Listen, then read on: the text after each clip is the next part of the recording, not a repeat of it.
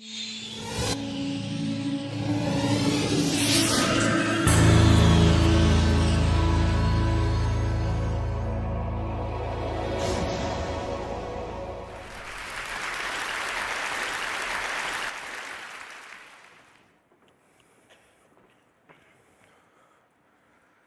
so many of you.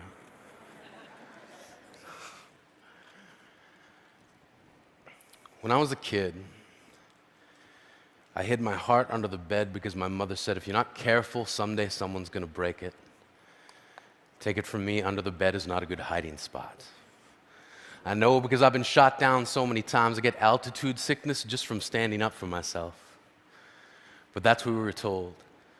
Stand up for yourself. That's hard to do if you don't know who you are. We were expected to define ourselves at such an early age. And if we didn't do it, others did it for us. Geek, fatty, slut, fag. And at the same time we were being told what we were being asked, what do you want to be when you grow up? I always thought that was an unfair question. It presupposes that we can't be what we already are. We were kids. When I was a kid, I wanted to be a man. I wanted a registered retirement savings plan that would keep me in candy long enough to make old age sweet. When I was a kid, I wanted to shave. Now, not so much. When I was 8, I wanted to be a marine biologist. When I was 9, I saw the movie Jaws and thought to myself, no thank you. When I was 10, I was told that my parents left because they didn't want me. When I was 11, I wanted to be left alone. When I was 12, I wanted to die. When I was 13, I wanted to kill a kid.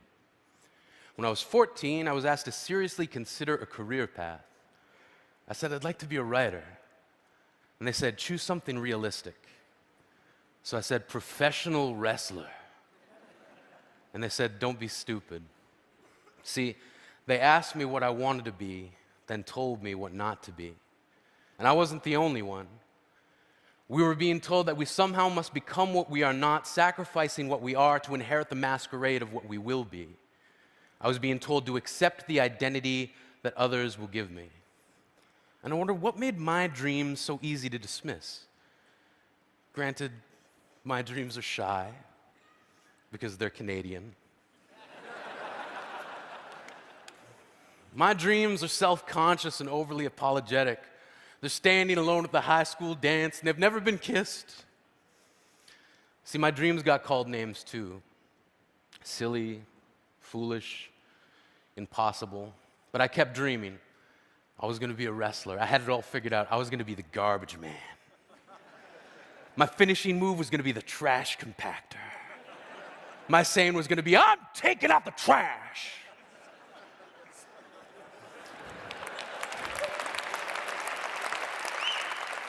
And then this guy, Duke the Dumpster Drosy, stole my entire shtick.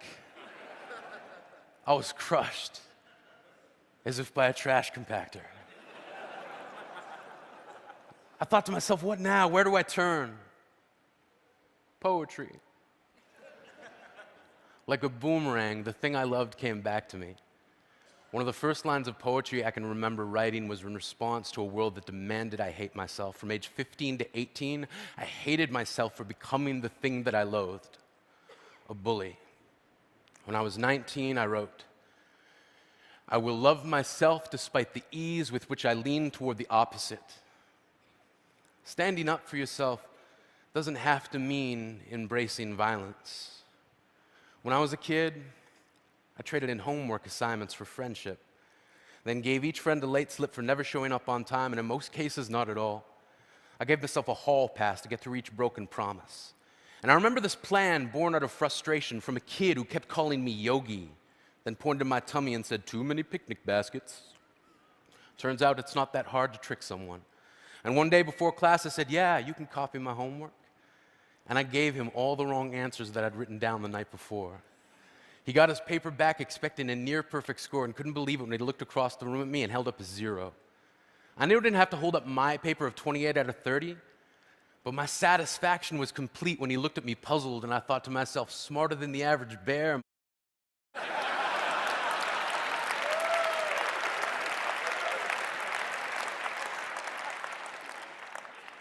This is who I am. This is how I stand up for myself. When I was a kid, I used to think that pork chops and karate chops were the same thing. I thought they were both pork chops. And because my grandmother thought it was cute and because they were my favorite, she let me keep doing it. Not really a big deal. One day, before I realized fat kids are not designed to climb trees, I fell out of a tree and bruised the right side of my body. I didn't want to tell my grandmother about it because I was scared I'd get in trouble for playing somewhere I shouldn't have been. A few days later, the gym teacher noticed the bruise and I got sent to the principal's office. From there, I was sent to another small room with a really nice lady who asked me all kinds of questions about my life at home. I saw no reason to lie. As far as I was concerned, life was pretty good. I told her whenever I'm sad, my grandmother gives me karate chops.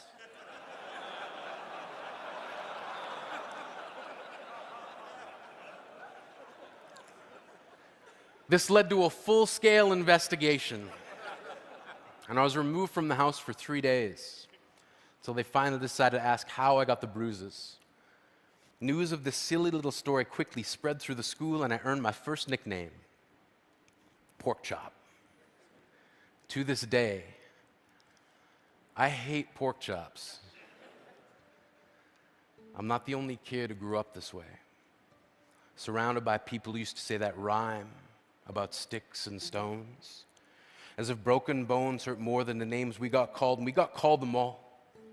So we grew up believing no one would ever fall in love with us, that we'd be lonely forever, that we'd never meet someone to make us feel like the sun was something they built for us in their tool shed.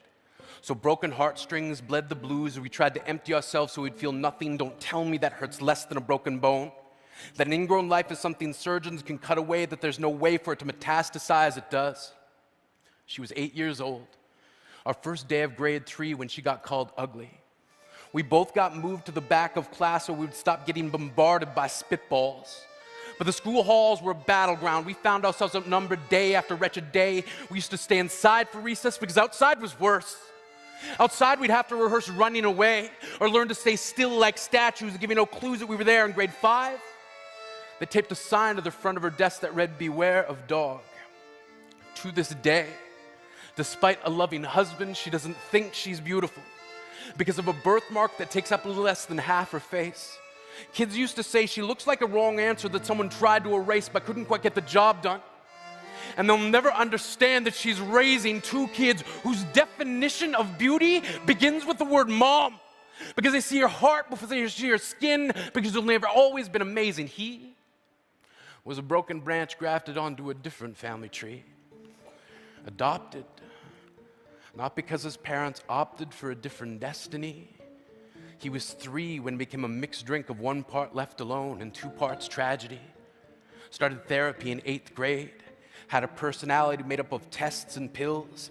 Lived like the uphills were mountains and the downhills were cliffs. 4/5 suicidal, a tidal wave of antidepressants, and an adolescent being called pauper.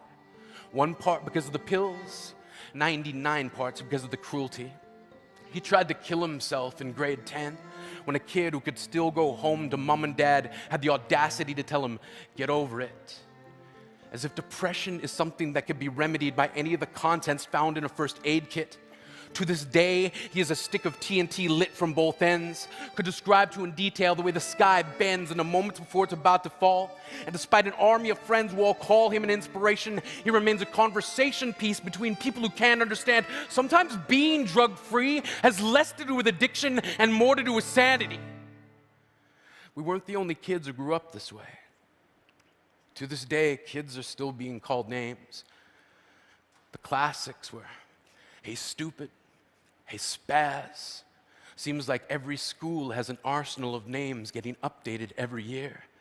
And if a kid breaks into school and no one around chooses to hear it, they make a sound. They're just background noise from a soundtrack stuck on repeat when people say things like, "Kids can be cruel." Every school was a big top circus tent. And the pecking order went from acrobats to lion tamers, from clowns to carnies, all of these miles ahead of who we were. We were freaks. Lobster claw boys and bearded ladies. Oddities, juggling depression and loneliness, playing solitaire, spin the bottle, trying to kiss the wounded parts of ourselves and heal. But at night, while the others slept, we kept walking the tightrope.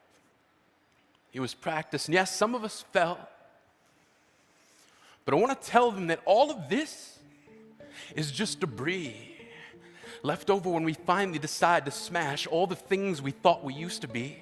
And if you can't see anything beautiful about yourself, get a better mirror, look a little closer, stare a little longer, because there's something inside you that made you keep trying despite everyone who told you to quit. You built a cast around your broken heart and signed it yourself. You signed it, they were wrong, because maybe you didn't belong to a group or a clique. Maybe they decided to pick you last for basketball or everything. Maybe you used to bring bruises and broken teeth to show and tell but never told. Because how can you hold your ground if everyone around you wants to bury you beneath it? You have to believe that they were wrong. They have to be wrong. Why else would we still be here? We grew up learning to cheer on the underdog because we see ourselves in them. We stem from a root planted in the belief that we are not what we were called. We are not abandoned cars stalled out and sitting empty on some highway. And if in some way we are, don't worry, we only got out to walk and get gas. We are graduating members from the class of We Made It, not the faded echoes of voices crying out, names will never hurt me. Of course, they did.